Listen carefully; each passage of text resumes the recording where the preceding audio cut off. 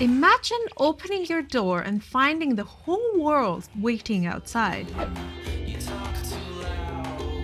For me, that's a reality. Living in Paris, specifically in the Marais, I feel very proud every day. But also conflicted.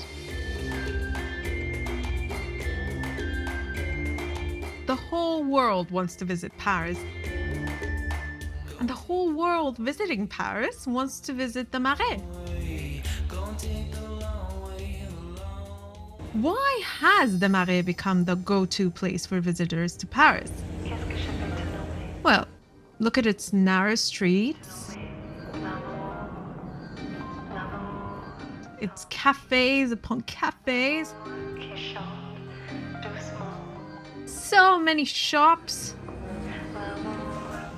and a chic, young, and fun vibe. I think the real reason why everyone wants to come to the Marais is it's intimate. It's different. It creates a sort of togetherness. I find that lovely about the Marais.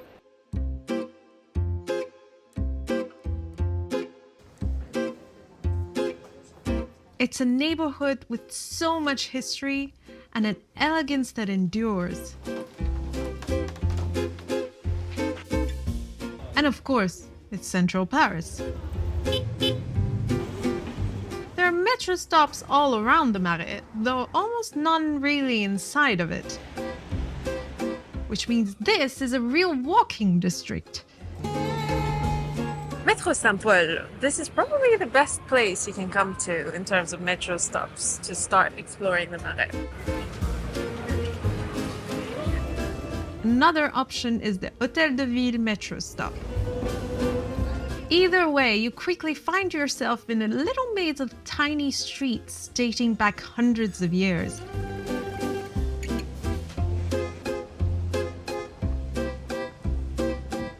I guess that's why a lot of people like it when they come here. There's that sense of leisure, especially because a lot of the stores have changed and now they are all about leisure. I mean, it's really hard to find a boulangerie here, a bakery. But what is good about it is that at the same time, there's a lot of people from different walks of life, from different parts of the world.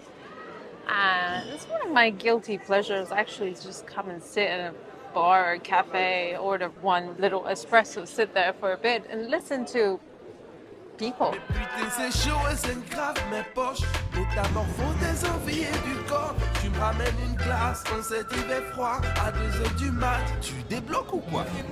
The character of the Marais has changed.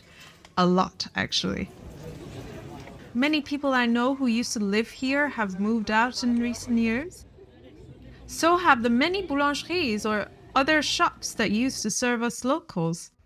And that brings me to the conflicted part.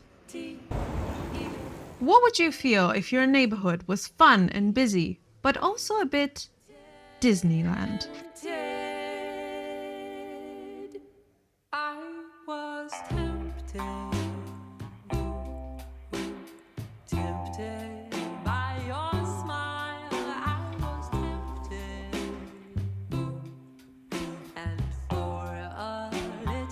If I'm honest, sometimes I feel maybe I should eventually move out too, to another part of Paris that feels, well, a bit more authentic for Parisians.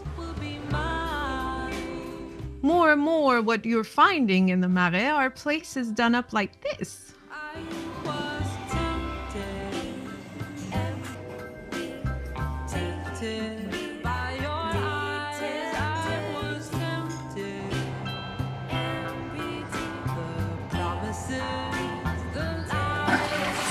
The rise of what I'd like to call Instagram cafes.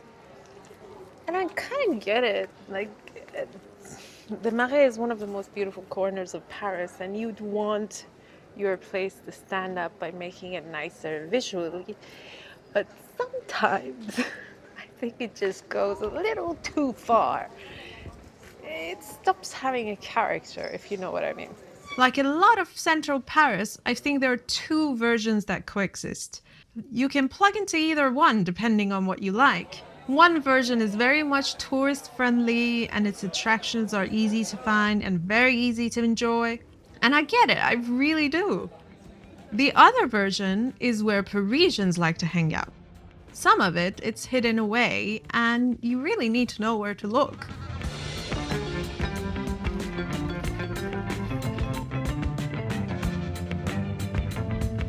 And if the Marais gets too much, you can always come to these places and chill.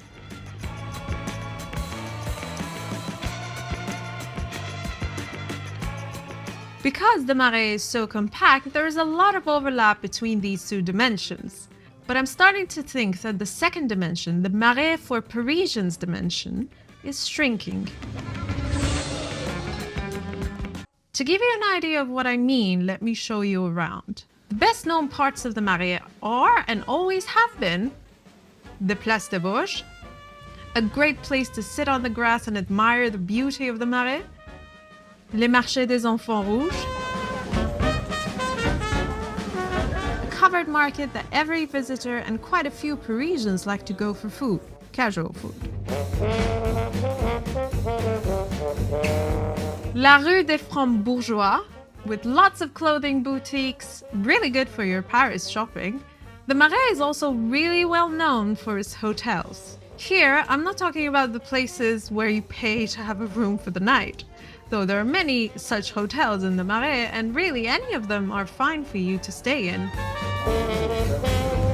But the most famous Marais hotel is l'Hôtel de Ville, Which, despite its name, does not mean hotel of the city. You can't get a room in here. It's the city hall. And, well, there are Hôtel de Ville in every single city and town in France. However, what really put the Marais on the map, the old maps of Paris, are the hôtels particuliers. In French, that means private luxury city mansions. Not at all what the word hotel usually means. The Marais is full of them. Before the French Revolution, they belonged to what used to be the Paris elite. Today, several have been made into museums. There's the Picasso Museum. Picasso never lived here. The city expropriated it in the 1960s and after Picasso's death, made it a museum dedicated to his work. There's the Carnavalet Museum, giving the history of Paris. It has one of the prettiest cafés you'll find in the warm months of the year. I think it's the legacy of these properties, the history, that really makes the Marais a magnet for visitors. Because they are daydream factories. I look at them and I imagine what it might be like to have such a sumptuous life. I can imagine myself as a French noblewoman walking the corridors of a Paris mansion.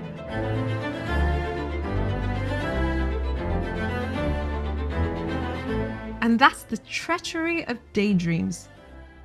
We always see ourselves as the star of the show. We imagine ourselves as Marie Antoinette, but close our eyes to the revolting peasants. We never daydream ourselves into the roles of scullery maids or stable workers. Living in the Marais today is far from a life of luxury. It's a life in tiny apartments with more modest realities. Yet we're surrounded by beauty, and maybe that's enough. And even if many of us don't have the space for salons or drawing rooms in our homes, we have multiple places that serve the same function. Basically, this today here is my living room. I brought my book, I ordered a coffee, I'm sitting here and enjoying myself.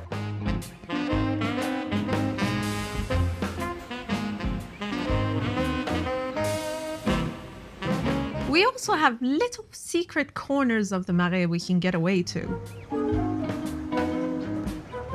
Shared gardens that are tucked away and you would never know exist if you didn't live here. Or watch YouTube.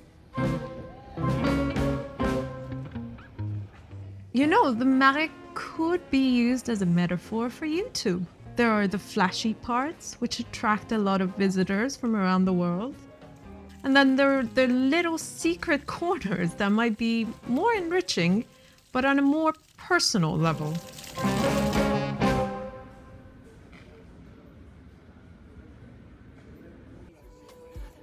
The struggle between daydreaming a big, luxurious life where you are the star of the show, and then the reality of borrowing some of the decor to bring some everyday beauty into life, one cafe at a time.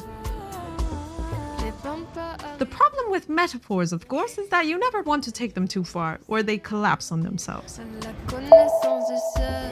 Comparing the two dimensions of the Marais to YouTube videos, it becomes rather meta, which would make this video about the Marais a meta-metaphor. And as much as I'm French and love getting abstract, it might be taking things too far. I'm a content creator, not a philosopher. The Marais is changing, and maybe the version I fell in love with is slowly fading away. But even in its new form, it holds a certain magic. There's always a corner to escape to, and a sense of history that's hard to find elsewhere. But as much as I ponder these changes, life has a way of pulling me back to reality. Because I live in this neighborhood. I don't just visit it. Living here is not always the romanticized version that visitors see. Today, it's my cat, Calvin, who brought me back to day-to-day life here. He has a toothache. This is not a problem you would normally come across when visiting the Marais. But when you live here, it becomes something of a priority. 145 years later, it turned out my little furball needed a tooth extracted. He's doing fine, don't worry. But never forget, visiting a place, even one as alluring as the Marais, is never the same as actually living there.